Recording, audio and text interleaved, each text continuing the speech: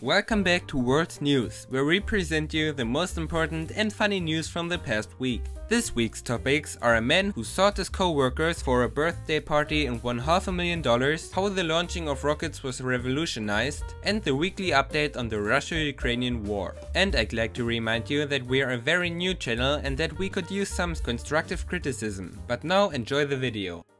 Man sues his co-workers for an unwanted birthday party and wins $500,000. Most people like birthdays. They're mostly fun even though you have to invite most of your family and friends, but still, I've always liked my birthdays. And something that comes with birthdays are parties, right? But many also know the awkward kind of stress when you're getting a surprise party, like this police officer who was surprised enough to reach for his gun to get rid of the intruders. But this man took the resulting stress and anxiety to another level. After he warned his boss and co-workers not to throw him a surprise birthday party, because that would simply be too much for him, they didn't listen and literally paid the price for their actions. Because when they surprised him, he had a series of panic attacks and quickly left the scene to finish lunch in his car. But it seems like his co-workers didn't learn a thing, because the next day he was, as he said, confronted and criticized at a meeting where he was accused of stealing their joy and quote, being a little girl, so the whole story happened again. He had a panic attack and had to leave work.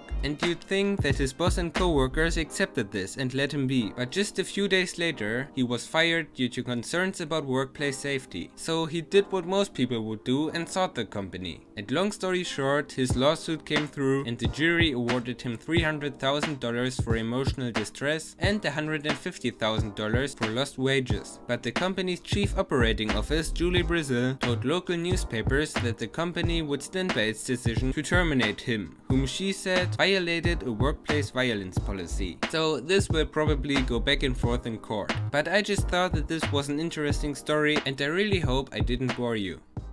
The launching of rockets was revolutionized. Spaceflight and exploring our universe has grown more and more popular, as first people already were on vacation in space. Now, these were very rich people, since a flight into space with SpaceX costs $55 million per person. But these developments in commercial spaceflight suggest that a vacation in space could soon be much more affordable and therefore also attractive for people that aren't billionaires or multimillionaires. But at liftoff, two solid rocket boosters consume around 11,000 pounds or 4,990 kilograms of fuel per second. And considering the prices of rocket fuel, we're left at a very high price to get into space. That's where Spin Launch comes to play. Spin Launch is more or less a startup from California which revolutionized spaceflight, because they found a way to launch a rocket using almost no fuel to power the rocket. That is achieved by providing the rocket with enough kinetic energy to shoot it into the orbit. And I know that this already was more physics than you were hoping to see in this video, but please stick with me. I'll try to keep this short and understandable. So imagine a huge round building in which a rocket is put on a long robotic arm. This arm then begins to spin and therefore accelerates the rocket to a specific velocity. When this velocity is reached, the arm releases the rocket, which then shoots up into the orbit.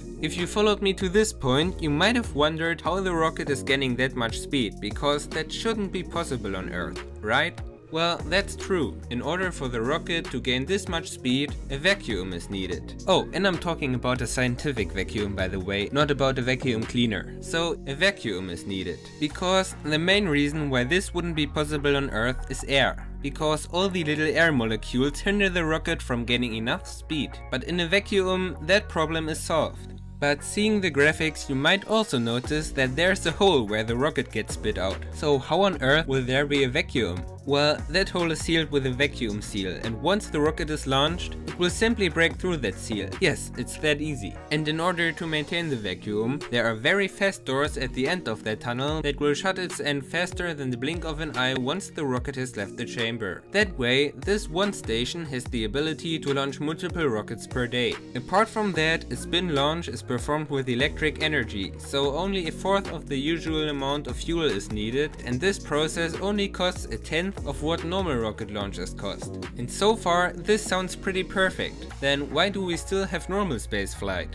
Well, that has a very simple reason as well. The acceleration, the velocity and the resulting centrifugal force or G-force would crush the human body and kill any living creatures on board of such a rocket. On top of that, these rockets have a weight limit of 200 kilograms or 440 pounds, so only small supplying rockets and satellites can be launched using their technology. But this still is a huge step for spaceflight in general. And even though that's just a prototype, first customer launches are planned for 2025 according to the company. And if this interests you, or even if it doesn't, I'd recommend checking out their website because it's very well built and you will learn more interesting things about this topic. So feel free to go to this link, which I will also link in the description if you want to see a thought through website that's worth a visit.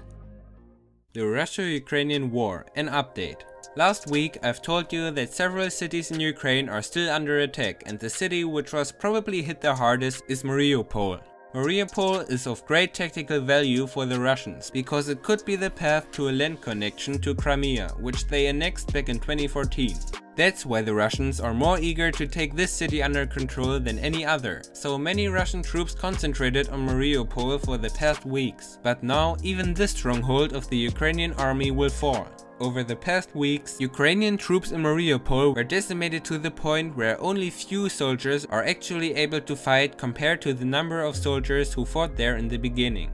Now, the remaining Ukrainian troops and around 1,000 civilians are sheltering in the city's huge Azovstal steel plant. The Russians already set an ultimatum for the Ukrainian forces to surrender themselves, but they didn't reply. Instead, the troops almost begged their country and the world to evacuate them, as you can see here.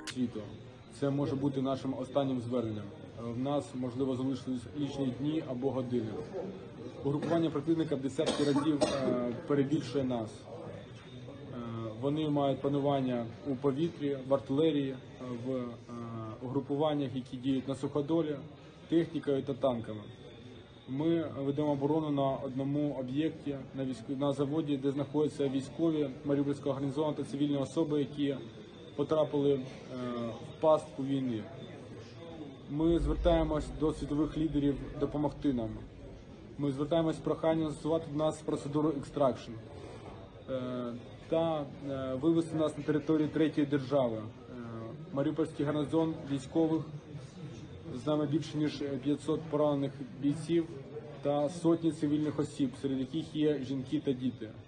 Ми просимо надати нам безпеку на території третьої держави. Дякую. But all tries to do so failed due to heavy bombardments, and if the attempts to extract them keep failing, this stronghold will probably fall within days.